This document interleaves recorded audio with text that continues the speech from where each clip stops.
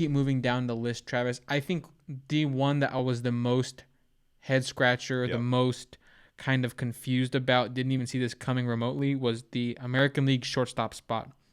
So for shortstop, the leader right now is Bo Bichette in the Blue Jays. Yeah. He's at 585,000. Second place is Tim Anderson in the White Sox, 525,000. So definitely an overcomable margin. And actually just only 3,000 votes behind Tim Anderson is Xander Bogaerts. And then it drops off a bit down to Jeremy Pena. But Bo Bichette being in the lead, as small as the lead may be, that is just super nuts to me, Travis. Because I think it was such a lock in our minds. Anderson, Bogarts, Pena, these are like the big three of the American League shortstops. And for Bichette, I think, Travis, in terms of talent, in terms of upside, in terms of when things are going right, Bichette could be better than those guys. I mean, his best moments are really, really great. He has great stretches of baseball that he plays. But right now, first part of the season, he has not been the best AL shortstop, not even close. Any other reaction to that? Yeah, I mean, if you want to just even look at average, I mean, basically, Tim Anderson has 100 points higher, better average than Bo Bichette right now. Less home runs, less RBIs, but average OPS clearly so much better than Bo Bichette. And then, of course, Bogarts, the average and, of course, the RBIs, OPS, all right there next to Bo Bichette. It's just another classic case of, Canada really is taking this voting seriously. They want to get so many Blue Jays into this All-Star game. Bo Bichette is a great shortstop. He's going to be a great shortstop for a long time. But just looking at it right now, Alex, I, of course, am leaning Bogarts and Tim Anderson. I think I mentioned to you, Tim Anderson is my starting shortstop if I had to make my team right now. So, again, another head-scratcher where you look at just all the numbers combining. I guess guys right now are really just caring about RBIs and home runs. It seems like that is the narrative of this All-Star voting so far. Guerrero Jr. at first base and Bo Bichette at shortstop. That's the main focus is home runs right now. It seems like that's been the leaderboard for all these positions, as you've been mentioning. Yeah, I'm trying to look up the wars right now, but yeah, it looks like I think Bogarts is up at a 3.2, very impressive Fangraphs WAR. That's like ninth best in baseball. Yep. And he's hitting the ball super, super well.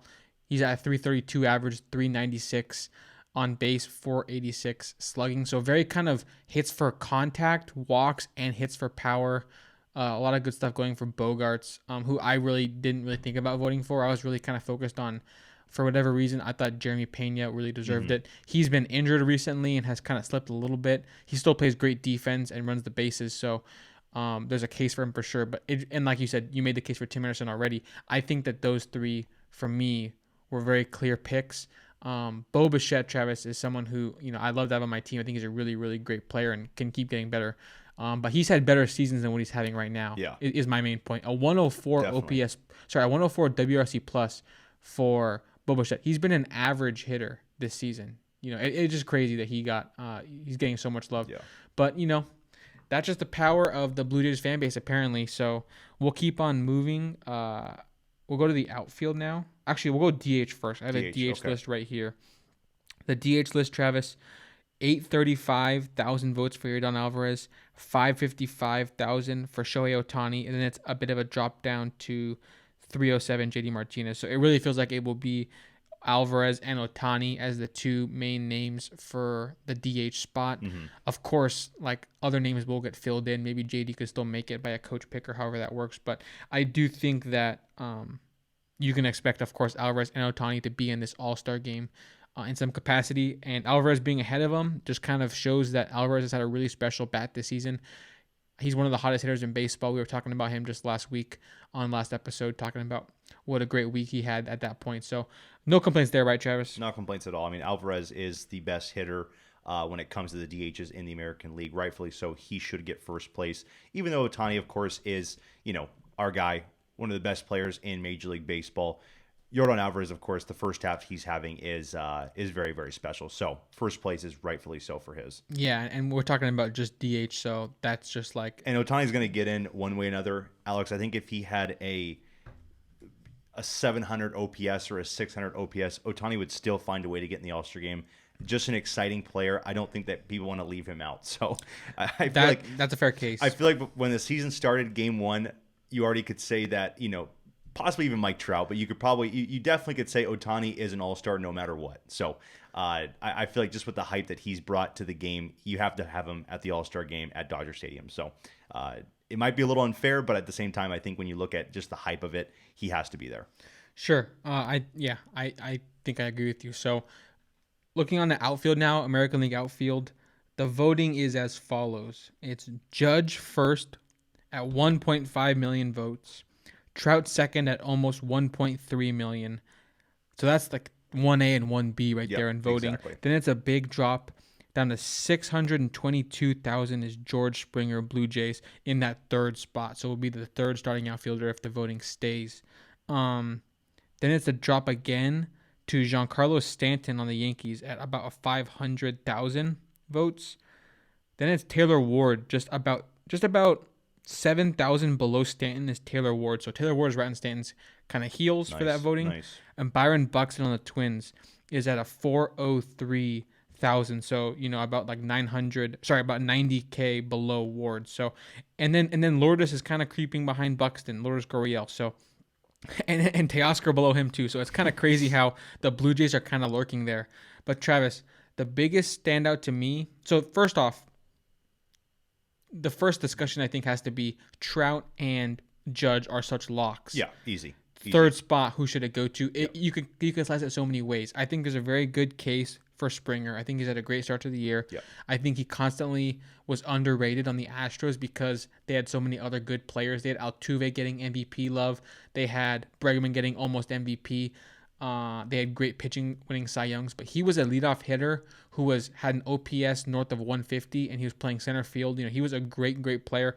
I think if he made the All-Star team to start, I'd have no complaints. However, Taylor Ward, I think, is someone who we'll see how he kind of adjusts because he has missed time on multiple different kind of day-to-day stints. So if he missed it, I would kind of, be kind of bummed out for him because he had such a special breakout start to the year. Has had these kind of injury issues, bugs kind of nagging. So we'll see how he responds from now until when the All-Star game actually, when the voting actually ends. Buxton is someone who you predicted would be in the mix, Travis, and rightfully so. I think him and Ward are in a similar spot where it's like, what can you do for me from now until when the voting ends, right? And now the biggest head scratcher for me, Travis, is someone down at 251,000 votes in 10th place is Kyle Tucker. And I think that is just absolutely insane. He's a top 10 WAR guy right now in MLB. He is. He has been super special, both hitting, where he runs the bases very well, and he actually, I think, is leading baseball in at least leading right fielders in defensive runs saved. He's been a great defender. I think he's going to be in the conversation for a Gold Glove this season. We'll have to wait and see, of course, how the season shapes up at the end. But he is someone who's seeing him down at 10th, below Teoscar Hernandez, below Lourdes Gurriel, below his teammate Michael Brantley, I think is absolutely ridiculous, personally. Yeah. And then the list goes on actually to the top 20, so the names just keep going. Benintendi, Julio Rodriguez, Randy Rosarena, Chas McCormick, which is kind of crazy, Joey Gallo, which is getting down the Yankee love, Kike Hernandez, Verdugo, Manuel Margot, Austin Hayes, and Jackie Bradley Jr. So it's kind of funny at the bottom you just see kind of popular teams getting their guys in. But Travis, any thoughts on anything I just talked about, either the Tucker piece or like who you think is going to get third in that kind of outfield spot? Yeah, big surprise for Tucker. I'm sure he's getting that Astros hate, which of course sucks for him. Of course, I think we talked about that last week with having nothing to do with 2017 or 2018 or practically even 2019, but definitely deserves to be a guy that is considered for a top 6 spot. I think definitely for Kyle Tucker. Honestly, I probably would boot Giancarlo Stanton out and put Tucker in my top 6 if I had to make it. I mean, Stanton at 4 is a little surprising. I would have definitely liked to see Ward or Buxton at the 4th spot, but that's just my opinion. But yeah, having Tucker down there that low, pretty surprising to me. And then going all the way to the top, Trout, Judge, that's pretty easy to be a 1-2, Alex. I don't care if he's first or second, whichever one is first or second.